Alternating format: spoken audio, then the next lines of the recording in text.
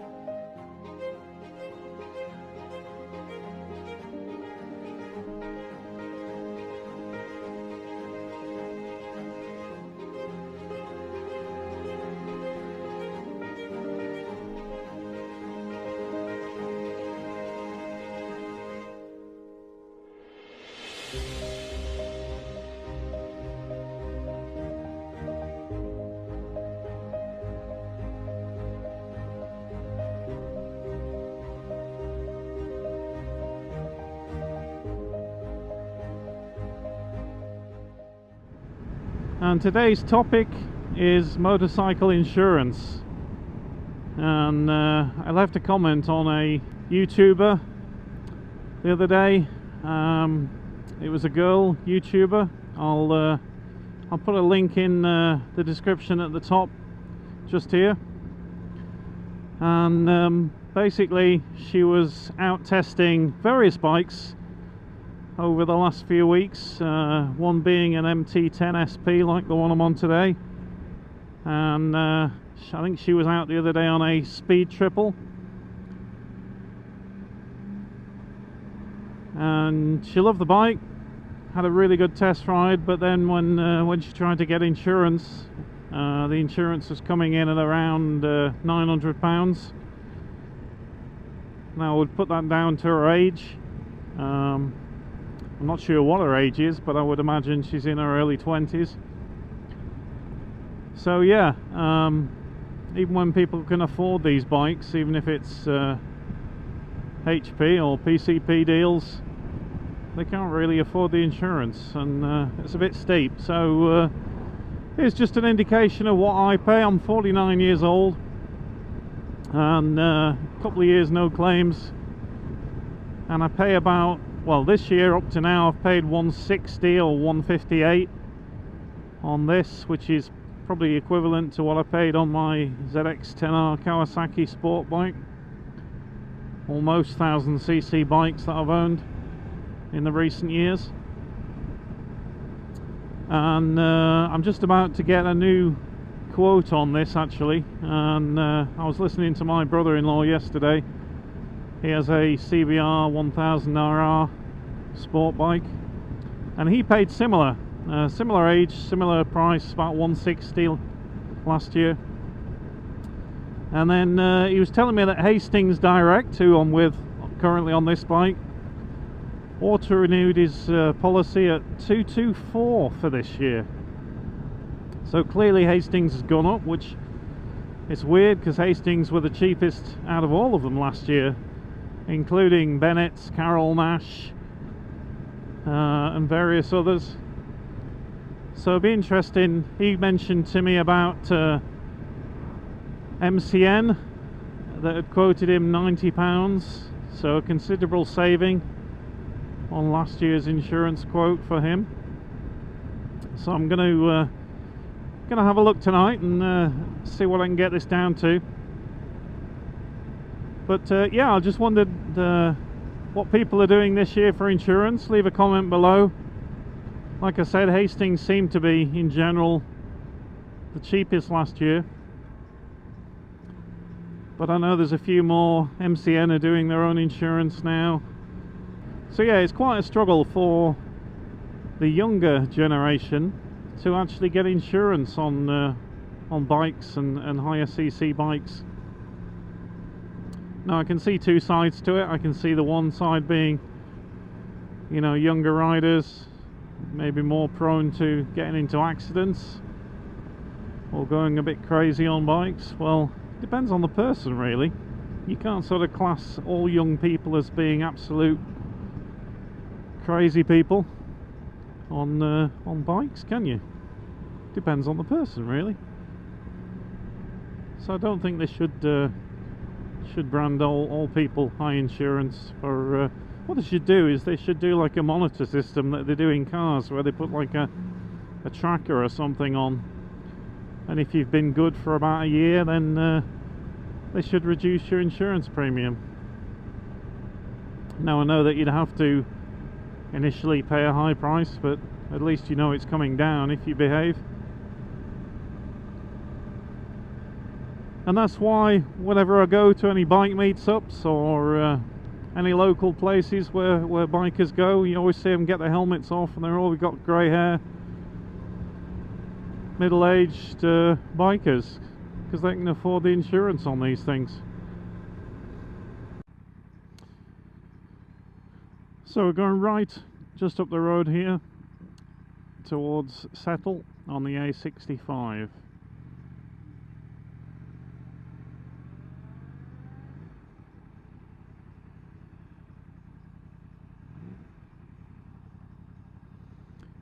And it looks like they've stone chipped this road, which isn't great. Don't know how long it's for, but yeah, just a word of caution then, just at the moment. Although it looks like it's been done for about a week, and all the stone chippings have flown off to the middle of the road into the edges, and it's only a short patch they've done anyway, so that's good. Don't fancy riding on that all day.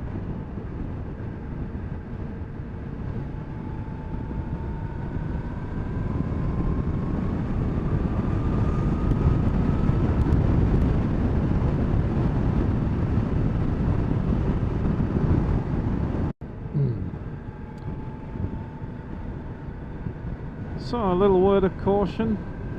A few bikes have gone the other way just now, and they pointed out that there's a camera van down here, which I believe is always here on a weekend. And here he is, just in the right lay-by.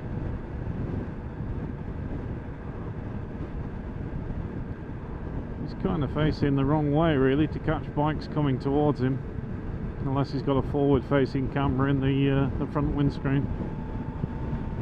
So yeah, I put the screen back on the front of the MT10, the touring screen from Yamaha, as I did take it off for a bit, and quite like the look of it without, but you can't really see, but my jacket is absolutely peppered with flies from not having a screen on it.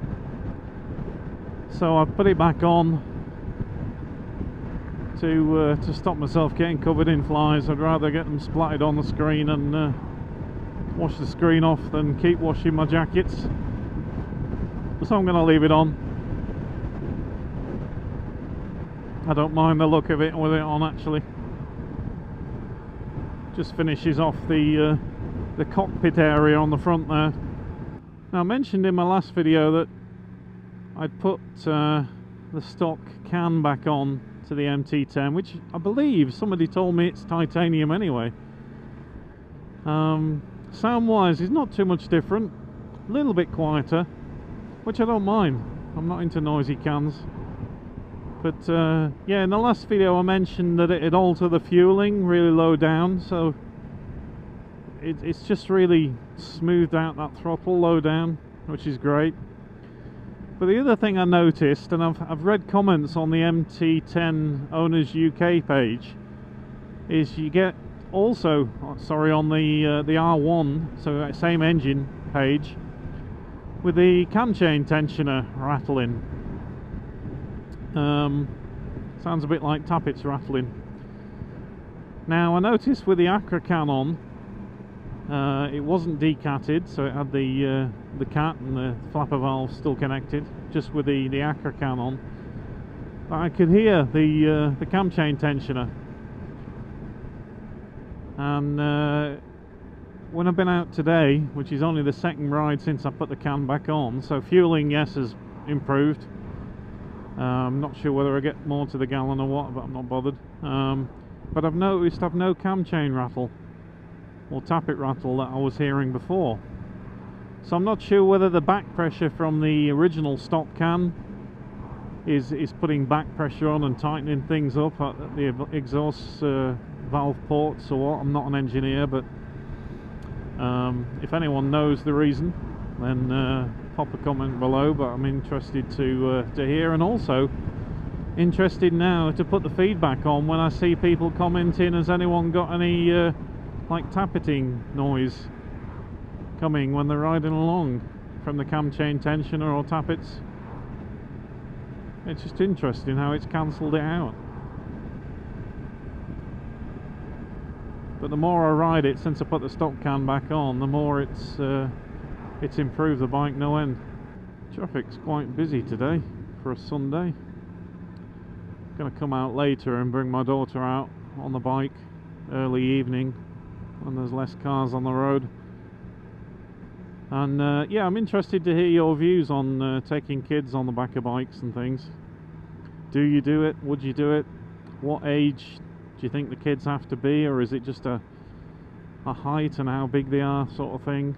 I have a 9-year-old coming 10 shortly daughter, and I've taken her out a couple of times on the bike. Okay, so we're going to head on the 6478, the B6478, towards Wigglesworth, another funny name. And the turning's just down here, and that'll take us down towards Nelson, and we'll make another turn down towards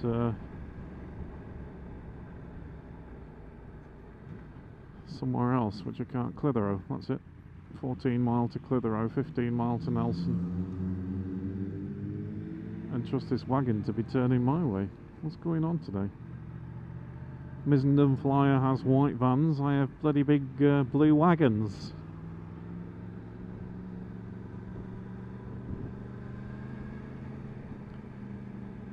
So I need to get past him at some point.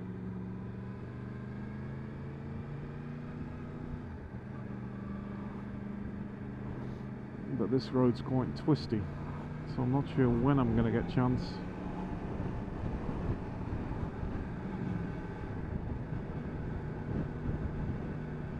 So yeah, what was I saying? Let's carry on that conversation. So yeah, children on the back of bikes. I've taken her for a couple of runs out so far. Only short runs really, 10 mile, 20 mile. She's quite tall. I have a top box on the back with a cushion on, or a backrest on, which I like my top box for storing stuff in. Oh, what's happening here?